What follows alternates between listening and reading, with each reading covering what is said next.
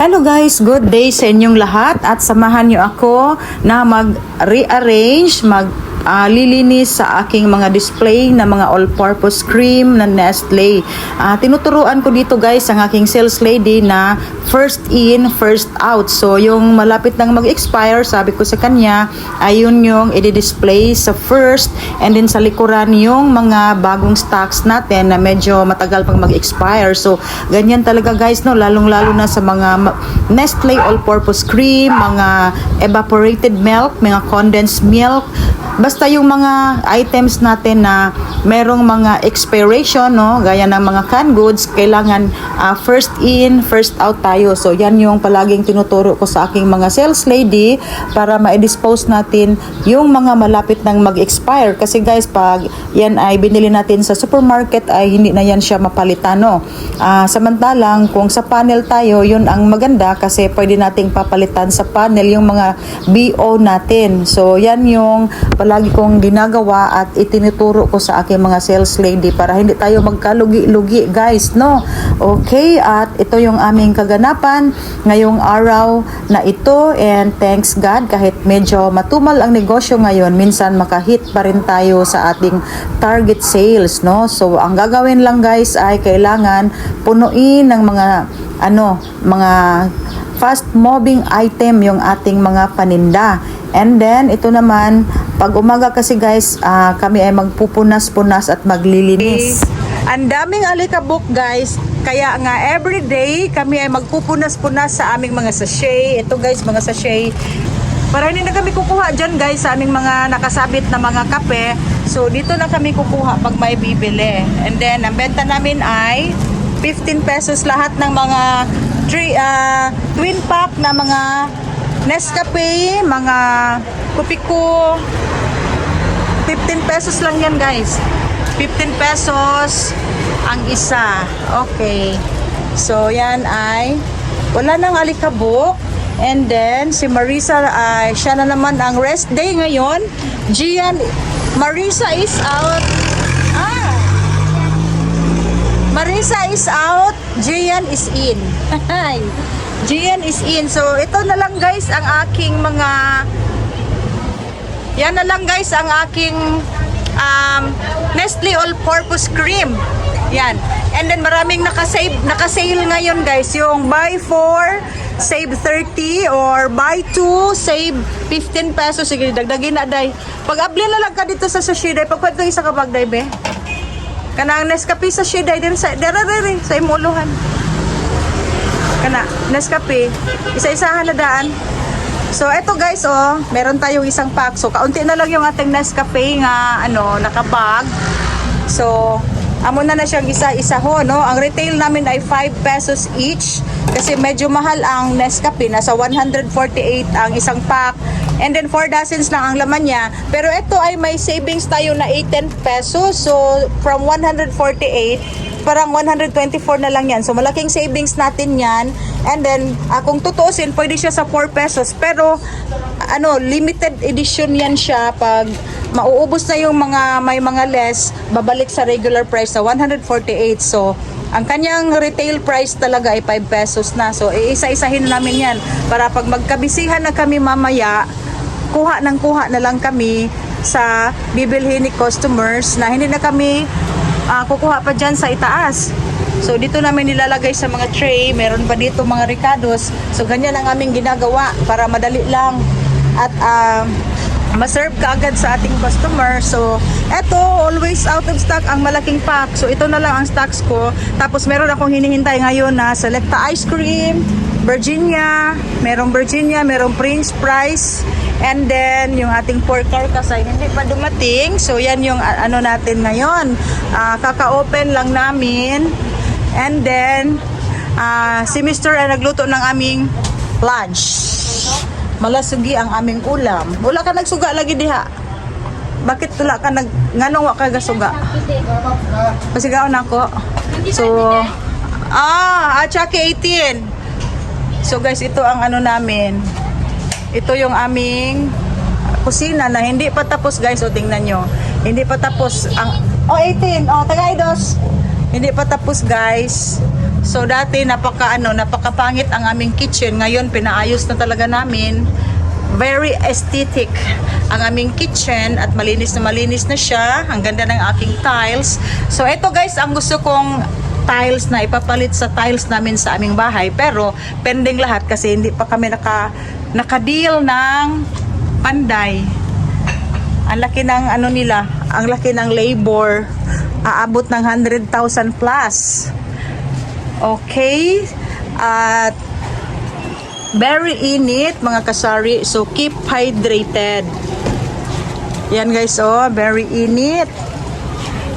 Mainit na mainit. Ito yung natin, pag morning, yan lang yung display natin. Pag morning, yan guys, nakatakip talaga yung nakalagay sa tray yung aking, ito yung grilled chicken and chicken wings. Ito yung pork natin sa isang tray.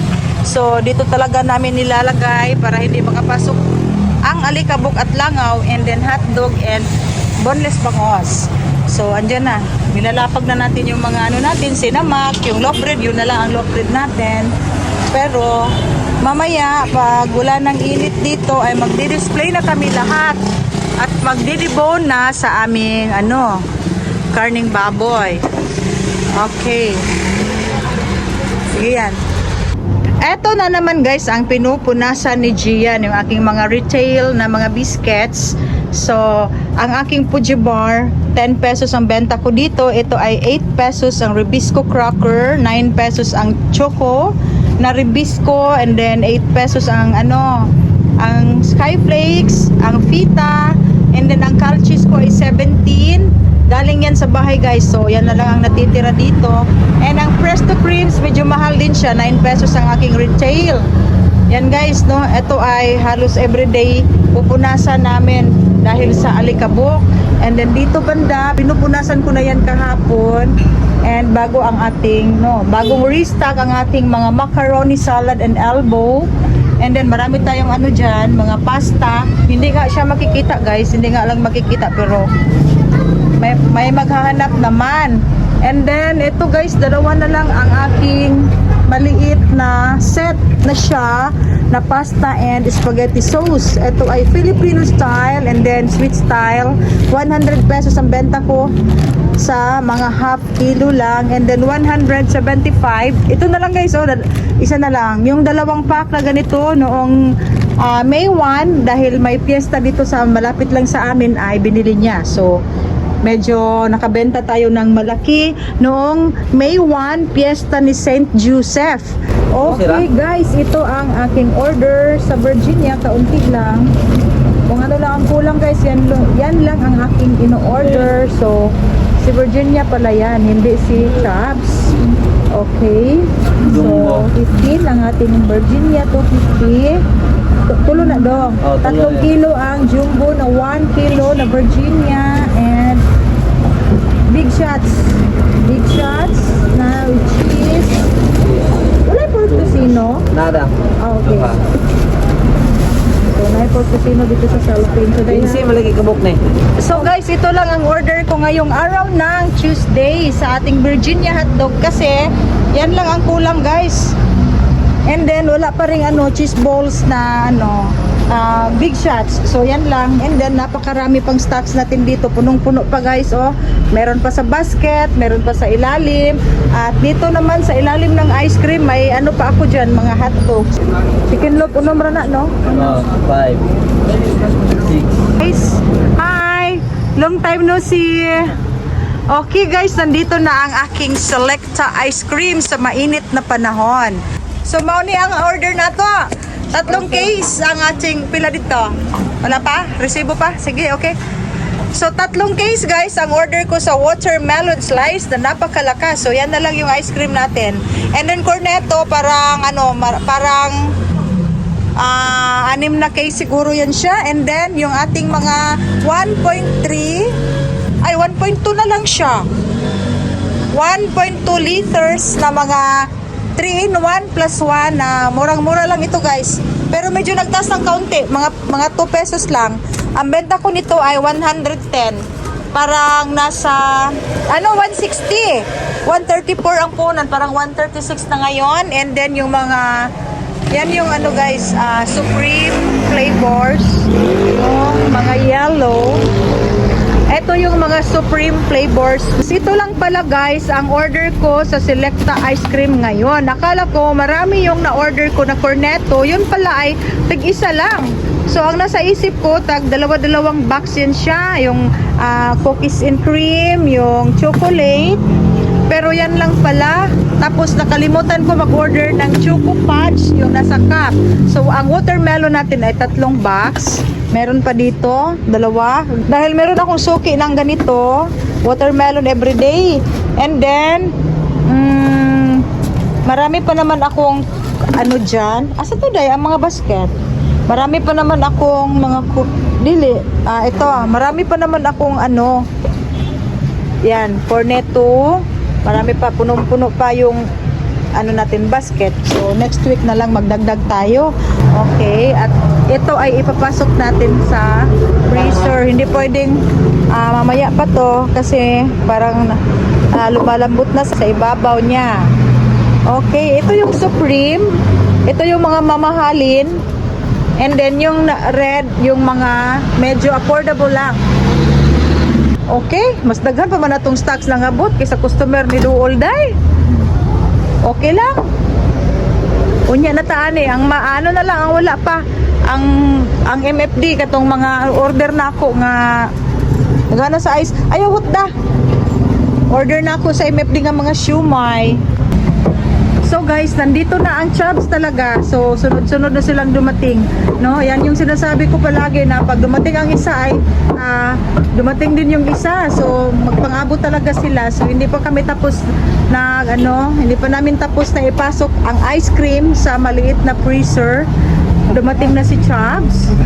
So 1/2 carcass lang ang aking order ngayon dahil kahapon nauubos yung ating 4 carcass na 1/2 lang at ang dami kong mga yellow dyan.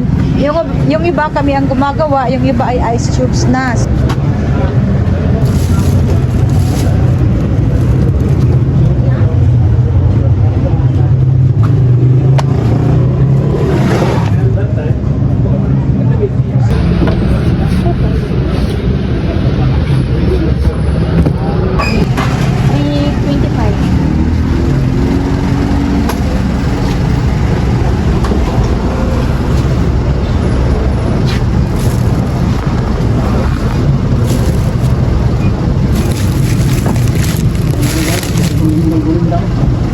Kapang.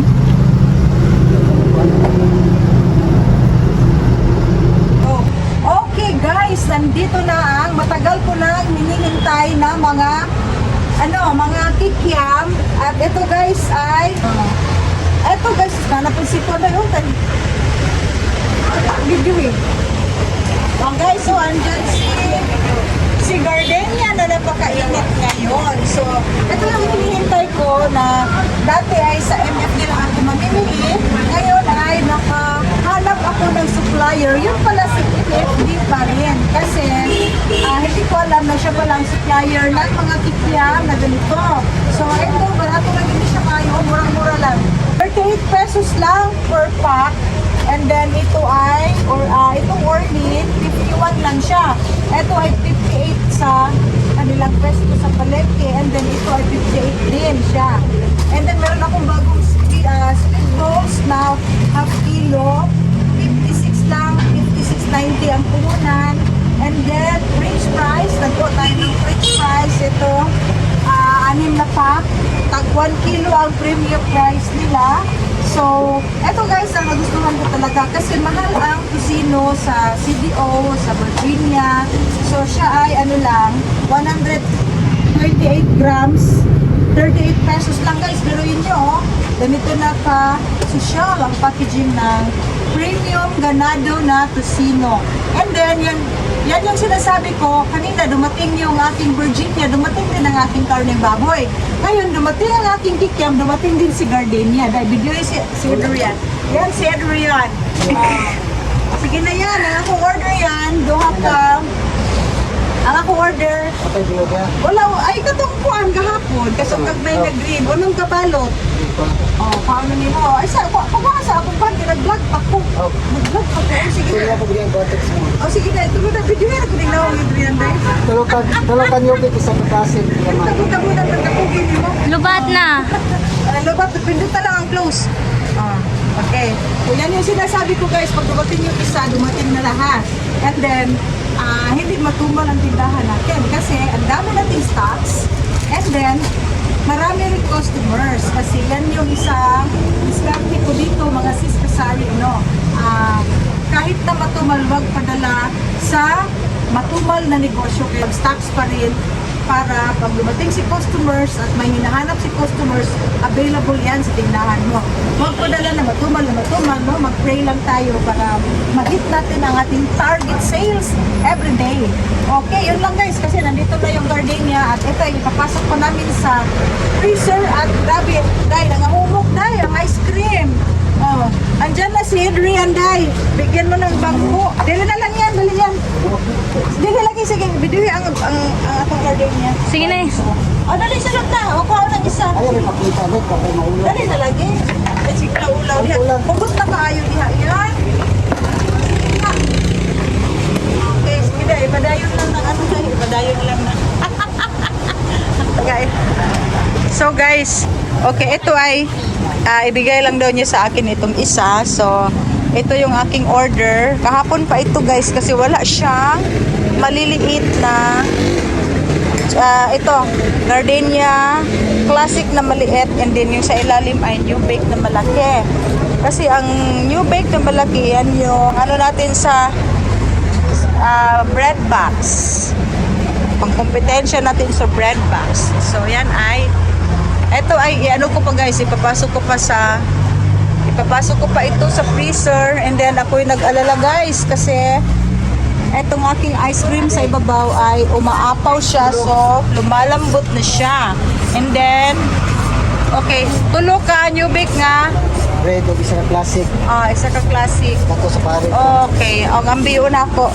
Hindi mo nang bilang. Pao na ako.